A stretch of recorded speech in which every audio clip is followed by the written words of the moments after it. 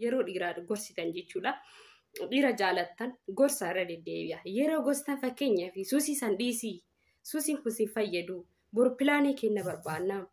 Sababa jaalalleen kan kee waggaa dheeraa si wajjiniin tureef yookaan jaalalleen tantee waggaa dheeraa si wajjiniin tureef maaliif murteessita isatti heerumu? Yeroo tokko namni kenna maal jedhanii nama kana wajjiniin waggaa dheeraa turee jira. Hayi nama safara keenyatti nama keessa beekudha. Namni alaa na miidhuu danda'a. Kanaafuu isuma wajjiniin jiraachuu naa wayya. Isumatti heerumuu qaba. Kanaafuu namni biraa na miidhurra isatti heerumee isa wajjin jiraachuu naa wayya. Because ani waggaa dheeraa wajji turee jira. Laayifii baay'ee wajjiniin dabarsinee jira. Akkuma san nama an beekudha. Nama keessa beekudha. Isaan naa ta'a malee ka alaa dhufu namiidha. Kanaafuyyuu jireenya kiyya isa wajjiniin jalqabuu qabaa jedhanii namoonni baay'een kan murteessanii jiran. Ati murteessitee jirta? Atis murteessitee jirta. Kanaafuyyuu kuni dogongora guddaa akka ta'e isinitti mul'ifeerra. Waashaan isinii qabadhee dhufee jira. Warroota murtee akkasiitirra jirtan. Jechuun kana isiniin jedhu namoota akkasiitirraa fagaadha nama biraatti heerumaa jechuu kiyyaa yookaan nama biraa fuudhaa jechuu kiyya miti. Garuu mallattoolee isaan qaban shanan kana har'a qabxii shan isinii qabadhee dhufee shanan kana yeroo isaan qabaatan gonkumaan fuudhe gonkumaan ittiin heeruminatillee. Sababbiin isaas tidaarii keetiif siin ta'u jeequmsa tidaarii keetii irratti fida waan ta'eef. Okay, kabajamtootaaf jaalatamtoota keenya. Salaamu alaikum warahmatullahi wabarakatuh. Dhiifama guddaa isiniin jecha. Manni kun mana jaalalaatti isiniin jedhee jira. Jaalala dhugaa isin gargaaruudhaan kan cinaa keessan dhaabatu ana aartii henniidha. Yeroo kamiyyuu dhugaa bicha argattan chaanala keenyarra soomni takka hin jiru. Safuu jennee wanni bira tarru takka iyyuu hin jiru. Kanaafuyyuu dhugaa fi dhugaa bichaadhaan kan jaalalan isin cinaa dhaabbatudha chaanalli keenya. Kanaafuyyuu chaanala kanaaf warri amma ilaalaa jirtan carraa guddaa qabda. Hojiidhaan baay'ee guddatu irratti gabbahaa jira. Kan matsaafaa jaalalaa kan addunyaa irratti walii galtee barreessitee tawaaqiin baay'een irratti walii galanii barreessan irraa kan qoradhe isin biraan ga'udha. Barumsi kun barumsa afaan Oromootiin isin dabarsaa jirudha. Garuu akka addunyaatti irratti walii galame jechuudha. Kanaafuyyuu chaanala kana carraa qabda waan ta'eef sabiskiraabii amma godhadhaa isin jechuun jaalladha. Waashaan sitti viidiyoon kun hin dheeratu gabaabaa. Waashanii kana beekuu qabda. Murteessuu keetiin duratti jechuudha. Sababni isaatis waan sitti dhiyaate qofaaf murteessuu hin qabdu. Waashanii kana irraa beekuun dirqamaa fi dirqama sitti ta'a. Kabajamtoota jaalattoota keenya chaanala kanaaf haarawaa taatan sabiskiraabii amma godhadhaa. Laayikii godhaa akka sheerii nu godhuuf jechuudha. Turtiin keessan barumsuma wajjin haa ta'u isiniin jedha guys. Yeroo hundaayyuu viidiyoolee haarawaa fi viidiyoo jettanii akka malaa isin jaalattan isin qabannee dhufna. Qabxiilee jaalalaa irraa akkuma san jaalala dhugaa irraa. Kanaafiyyuu sabiskiraabii godhadhaa. Manni kun mana jaalalaa bichaadha. Dasnaman jedhu jaalala dhugaa argachuudhaaf isin gargaaruudhaan. Kanaafuu dogongorri hoo jiraate sabiskiraabii godhaa, koomantii godhaa, yaada keessan ibsadhaa. Barumsumatti adeemnu. Okay guys, tokkoffaan nama kan jaalatu kan isa malee jiraachuu hin barbaadu erga waggaa dheeraa wajji ture amaloota inni argisiisa hundaayyuu ashannafee itti heerumuu qaba yookaan fuudhuu qaba jettee kan murteessuu akka hin murteessine ani guyyaa har'aa si gorsu keessaa tokkoffaani nama rabbiin adda si baasu. Nama rabbiin adda si baasu kan mootiyyuu amantaa keetiin adda si baasu tasumaayyuu ittiin heerumin. Kana hoosiin jedhu fakkeenyaaf ijoollee amantii garaagaraa hordofu akka wal jaalatanii jaalalli isaanii ashannafee amantii tokkotti dacha'anii jiran. Kana jechuun hiyyaa miti. Kan waan amantii kee ati hin jaalanne amantii masaan si wajjin hordofaa waan amantii kan keessa naqeeqa waan amantii kan keessa rabbashaa godhu jechuudha. Nama akkasii tasumaayyuu wajji ture jettee ittiin dabalame. Wanti rabbiin keessa hin jirre gaariin ta'u waan ta'eef. Kana yoo isin jedhu abbaan manaa kan kee yookaan haati manaa kan kee jaalalleen kan kee jechuudha. Waan haraama iddoo bashannanaa tokkotti waan haraama waan rabbii keetii walitti fidu yoo hojjettu yoo keessi kan kee kun haraama maaliif akkana godha? Odoo isin jedhaa jiru keessi keetti obsitee jaalalli isaa si ashannafee yookaanis argachuu qofaaf yoo kacalliftu taate gaarii miti jechaadha. Because rabbii wasilolchiisaa jira waan ta'eef. Kanaaf kana mara dandahee namoonni rabbiin illee osoo inni wasilolchiisu itti dabaluu deemtu kun tadaariin ta'u. Kun itti daariin ta'u kanaafiyyuu asumatti dhaabi. Kun tokkoffaadha. Kanaafiyyuu hordoftoota kiyya kuni gaafa ani itti daarii keessa seene ni jijjiirama. Hayi akkaataa itti rabbii wasilolchiisuuf deemu kanarra gaafa daarii keessa seenne inni kun jijjiiramuu qaba. Tokkoffaa ka'atii dursuu qabdu rabbii keedha. Kan waan rabbii keetiin inni si wallolchiisu yoo hojjetu maa sii godhare turgumii takkaayyuu siin qabu jechaadha. Kanaafiyyuu osoo keessi kan kee qirsi jedhu boruu keetittiin jijjiirame jettee hin abdatin. Hordoftoota kiyya waan keessi keessan isin hin jaalatin ammallee immoo jaalala isaatiin immoo yaattanii waan dassi isin hin jenne haasa'u dassi isin hin jenne takka wajji haasa'a iddoo dassi isin hin jenne takka wajjiniin oolaa jaalala isaatiin mootanii jaalala isaa namoo jettanii as massaltanitti hin dabalina. Isa kana immoo hordoftoota kiyya irgixanyaa ta'ee isinitti himaa kun jaalala ta'uu hin danda'u irgixanyaallee ta'ee si hojii deemuu hin danda'u. Kuni soba jechuudha. Kanaafiyyuu haga fedhe waggaa feete hojii turii wantoonni akkanaa waan keessa kan kee hin gammachiifne waan itti hin gammanne takkatti hin deemin. Karabbi immoo kana hundaa'ee caala kana beeki. Kanaafiyyuu dhaabbadhu. Carraa rabbiin nuti uumamuu beekna malee rabbi akka nuuf uumee lafa kaa'e ni beekna hin beeknu. Rabbiin uumaa keenya wajjiniin eessa akka boru geennus nu uumee jira. Kanas hin dagatinaa. Dirqamaan tidaarii godhuu qabnettanii iyyaalinaa. Kan rabbi jedhe manama keessanitti seen dhufa. Annaa kabajamtoota kiyya gaafii wahiinaa ka'ee ture. Abbaan manaa kiyya yookaan jaalallee kiyya jettees. Hai kabajamtoota kiyya iddoo kanarratti gaafii wahiinaaf ka'eeti ture. Indum akka gorsamuufis namni sun taasifamee jira garuu gorsi sun nama sanatti goruu hin dandeenye guys. Abbaan mana jaalalleen kiyya aarsuu jaalataa, sigaaraa aarsuu jaalataa, shishaa xuxuu jaalataa, waan akkasiin jaalataa. Ani sana garuu irraa hin jaalladhu garuu baay'een jaalladha iddoo guddaanaaf qabaa jette. Sababa inni wanta kana godhuu fi itti heerumuun natti ulfaatee jira jette. Kun immoo ulfaataadha. Suusii waan ta'eef dhiisuu hin danda'u. Kanaaf jettee dhiisi jechuun anas natti ulfaatee dhiirochee wantoota suusii wantoota garaagaraa shishaa aarsuu sigaaraa qama'uu waan akkasii sanirraa osoo qusattanii baay'ee gaariidhaan jedha. Qusachuu osoo hin ta'iniyyuu laazima dhiisuu qabdaniyyuu. Iddoo kanatti akkanatti muufannee warroonni suusii akkasii qabdan jechuu barbaadeeti. Shamarroonni waan akkasii hin jaalatan nama suusii qabu gonkumaa hin jaalatan. Suusiilee akkasii kana sadeen kana caatii shishaa fi sigaaraa hin jaalatan shamarranii. Innam tidaarii keetiifis hin ta'u mana keetittis waciin baay'ata waan ta'eef waan akkasii osoo dhiiftanis baay'ee gaariidha. Baay'ee gaariidha. Waan akkasillee filachuun barbaachisaadha. Si jaalataa bichaa fitee dabalamuu miti. Suusii akkasii kana gaafa inni qabaate baay'ee akka rakkoodha. Akkuma qabeenyi dhabamuu danda'a. Suusii sun gaafa hin argamne immoo jaalalli mana keessanii ni bada. Gosa inni suusii sanitti amana waan ta'eef. Kunis baay'ee ulfaataadha dhiirochee waan akkasiin fayyadaminaa isin jira dhiifama wajjin.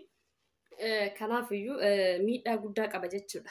Tidaariin rabbii wanta rabbii wal si lolchiisu osoo beeytu itti dabalamte baay'ee akka rakkoodha. Ofumaa keenya diigna. Sababni isaas rabbiin gargaarsa hin qabnu.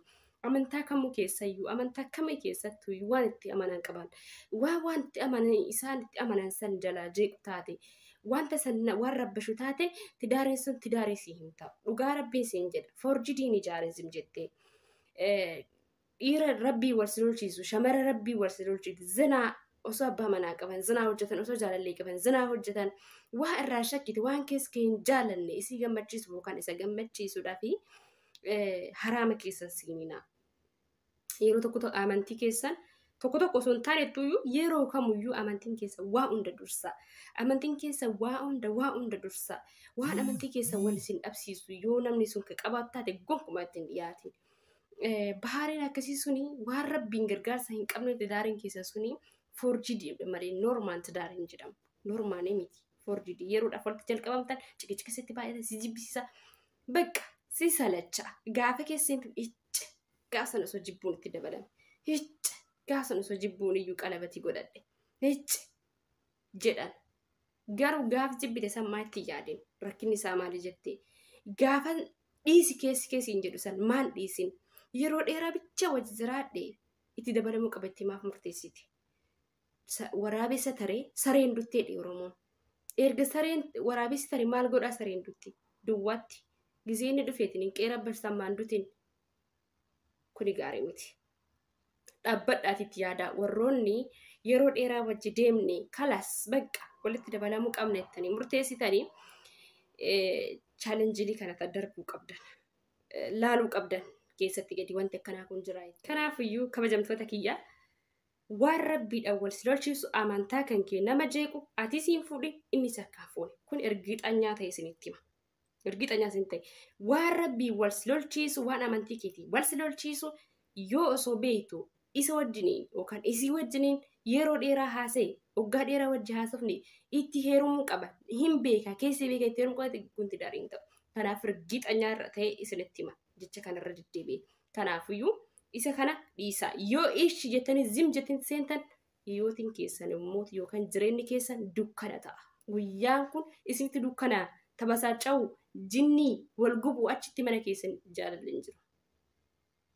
Sababi isaas isin rabbitti amantan ofitti amantan waan ta'eef giddiidhaan hin godhachuu deemtan giddiidhaan jechuudha. Kun gaarii miti. Akkasiin hin jaa. Okay, lammaffaa kabajamtu. Yaa lammaffaa irratti deemnee jirra. Lammaffaan guys nama akkamii ta'uu sii qaba hojjettee irraa madaaluu qabda nama na jijjiiruu danda'u takkaadha. Nama na jijjiiruu danda'u nama na jajjabeessee kanaa ol beekumsaa fi waa hunda naa dabalee na jijjiiruu danda'u takkaadha inni kun yookaan isiin tun kana ofirraa beekuu qabdan jechaadha. Namoota tokkotuyyuu yeroo kophaa jiru jechuudha. Yeroo kophaa wayita jaalallee isa wal jaalata. Yeroo mana gahan garuu ciqici baay'ata mana isaanii. Kuni maaliif ta'a? Nama akkasiiti. Nama har'a na sobee buroo mana nageessi na gammachiisu nama har'a na sobdee gaafa mana geetti of gadhiitetu maani iskazii wahii taatudha ishiin waan akkasiisis eeguun barbaachisaadha jechuudha. Kana maraayyuu osoo isii akkanatti achi ilaaltee nama mana kan qabee deemuu hin dandeenye taate fuutee galteen manni kan kee rabbisha. Atillee mootii osoo akkatti achi ilaaltee argitu bahaarii isaa isa wajjin waggaa dheeraa ture itti dabalamuu qabachuun dirqama miti kun. Laa dhaabuu qabda jechuudha. Yoo nama si jijjiiru hin ta'in namoonni tokko tsabaayii makan kee nagaa kana jijjiiranii mana ofiitti tirtiran bakka lalla waci bichaa uuman. Waci bichaa sin jedhu bakka waci bichaa. Waci cinnii bichaa bakka dastaa wayiin jiru gammachuu hin jiru jecha mana san keessa. So gaarii miti haa gammachuudhaati daariin gammachuu barbaachisaa. Namni lameen mana keessa jiru gaafa walitti aare akkama wal jiraatan duba. Laa gammachuu barbaachisa. Kanaafuu nama jijjiiruu danda'u takkaadha. Nama gammachiisuu danda'u takkaadha. Nama caqacaqu kun nama alatti nama sobu nama alatti nama sobu. Kana mootiyyoo barumsa keenya yoo ordofte ni taraddaata dhiira akkam akkinni ta'e. Amaloota akkamii argisiisan. Isinis amaloota akkamii argisiifti. Shamarri buruu mana gasi caqacaqu. Shamarri buruu irratti taksidiin kennin shamara akkamiiti. Amaloota akkamii qaban. Akkamitti irraa addaan beekuu dandeetta namoota. Ka jedhu akka addunyaan qoratte irra geettetti matsaafarraa dubbifnee isin biraan geenya nuti. Kanaafiyyuu yoo dubbiftan karaa nagayaatiin tudaarii keessan uummachuu dandeettan jaalalaan fiqiriidha wajji jiraatu dandeettan jechuu barbaadeeti. Kasaan maal jedha sitti fakkaate eessa bahee eessa dhaqee maal ta'ee akkam taate maal bakka ciqiciqii eessaaf hin jedhu wal caqacaqan jechuudha. Wal caqacaquun duratti aan isii wajjiniin maal qaba isiin hona wajjiniin maal qabdi rakkinni eessa jira jechuu ture. Yeroo tokko namoonni mana keessatti jechuudha abbaan manaa kan kee ta'a yookaan jaalallee kan kee jechuudha. Namoonni si jibbisiisanii jiru dibbira nama dabbaru takka jechuudha bakka nama dabbaruun kan hojii si jibbisiisa mana keessan qasaqastii hojjechuu si jibbisiisa wajja haasa'u si jibbisiisa bakka yeroo san gaafatta namni kun maal naanaaf maalidha anatu balleesse moo isaatu balleesse kan guyyaan natti dukkana jettanii gaafa itti yaaddan deebii argattan jechuudha. Kanaafiyyuu wal caqacaquun duratti walillee itti yaadanii deebii ofii keetii deebii laatuun yoo sin jijjiirin yoo gammachuudhaan jireenyi kan ittiin fufin maatti gootare maasii godha. Yoo bakka ciqimaa yookaan immoo bakka dibbirtiidhaan keessa haguuttame yoo ta'e dibbirtii yoo ta'e beekin nama akkasii wajjin jiraatu nama dabbaru. Dibbirti nama ofii kosii fuulisaa kana godhee nama xuullee ta'a. Laa. Kun jireenya keessatti baay'ee takka jeequmsa guddaa uuma jechuudha jeequmsa guddaa uuma. Kanaaf nama akkanaa kana ittiin hirumina hin fuudhinaas isin lachii fuudhamaa jira har'aan tana. Ifaamaa balleessa. Namoonni tokko hunkaan gaayis fakkeenyaaf walitti dhuftanii yeroo adda deemtan chaawu jechuun iyyuu isa dabbara. Bakka ciqimaan adda bayanii dibbirti maan adda bayanii. Namoonni tokko maal jedhanii ecci kana achi nama biraa baradhee hojii jiraachuu kana hundaa danda'anii. Osoo inni dabbaruu danda'anii osoo isin dabbartu danda'anii jireenya boruu bakka isin waggaa dheeraa hojii turtee jirti kana achi nama biraatiin wal baruun baay'ee natti ulfaata yeroo natti fudhata nama biraatiin tarii waliin hin galu tarii amalli kiyya gaarii miti. Kun dogongora guddaadha. Maal gootaa jireenya kan kee fuutee hazanaa keessa galchita bakka umri kee guutuu Indalaqaskan bakka boyatuma anda barsaa itti murteessaa adda jiraate. Kanaafuu nama akkasii irraa fagaachuu qabda malee isa irratti lazzaamuu hin qabdu jechuudha. Nama maannatii biraa nu qayyaruu barbaadu, nama maannatii biraa nu fiduu barbaadu jechuudha. Dhaabuu qabna asumatti osoo keessa hin seenne, osoo tidaarii keessa hin seenne jechuudha. Namni jireenya kan keessirratti gurraachessu deemu, hazanaa keessatti sigatuuf barbaadu, nama hojii kan keessi dhiisiisuu barbaadu. Akkuma san nama hiriyoota kan keessi hin fudhanne, nama xanikkaaree keessan isin dadhabsiisu, nama onnee keessan isin cabsu maatti gootan. Kana mara dandee namoonni tokko tokko juu jedhee juurree itti seena. Gaafa keessan iza'u jedheef. Of eeggadha dhugaa rabbii jechuudha. Wanti gaarii malkaamii isinii ta'u jechuudha. Waan isin nama isin jijjiiruu danda'u takka. Nama isin jijjiirre hoo ta'e ammoo madda ba'uu qabdan. Waan ganzaba kamanaa balleessuu kan bakka asii galtee midiira akkasii irraa fagaadha. Shamara akkasii irraa fagaadha. Osoo itti daarii keessan seenne jechaadha. Kanaafuu nama madaaluu qabdan. Boruuf pilaan isaa nama akkamiiti, inni nama akkamiiti, hojiin isaa nama akkamiiti, hojii kiyyarra na dhaabuu danda'a. Konfideensii koo takka nama maneetiin hin godha. Nama haamilee naa ta'u takkaadha. Nama waan mararrattu cinaa kee dhaabbatudha. Nama akkamitti inni ta'anii madaaluu qabdan. Muusha waggaa dheeraa hojii ture itti heerumuu qaba jechuudha. Wanta gongora guddaadha. Waa baay'ee gammachuu kee guddaa sirraa fuudhee gadda keessatti si gata. Gaaf gadda keessatti si gate umriin danda'e waggaa kanatti waggaa xiqqoo jiraatta jechuudha isa wajjin. Macheem akka aadaa Oromootitti yookaan akka aadaa keenyatti dhiira tokkotti dabalamu baay'ee takka ulfaata. Nikeenni hidhamuun dachee fi samiituu walitti ulfaataa jira. Nikeenni hidhamuun qal'aadha. Hiikamuun garuu baay'ee kabbaadha. Osoo nikeenya hin hiine garattuu itti yaaduun dirqama sittaa jechuudha.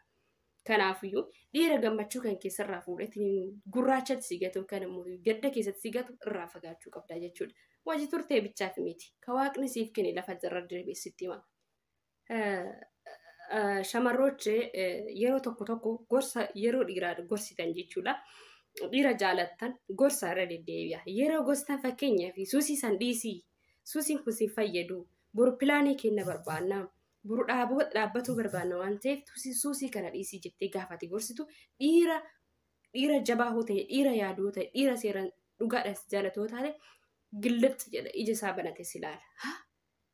Dubartiin tuni isaanatti dabalamtee tidaarii gaarii na wajji ijaarattee gara fuulduraa na wajji deemuu barbaadde. Amma akka harribaa ka'ee irra gal ankaleessi dogongora keessa ture.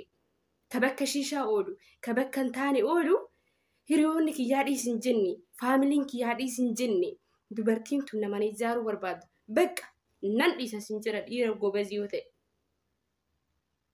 Hin dhiisaa sin jedha. Waan inni balleessaa jiru osoo ittiin himin isaan addan ba'e. Itti himii gorsi yoo si jaalata taate inni ni fudhata sirraa. Namni hin jijjiirama, wanti hin jijjiiramne hin jiru addunyaa kanarratti.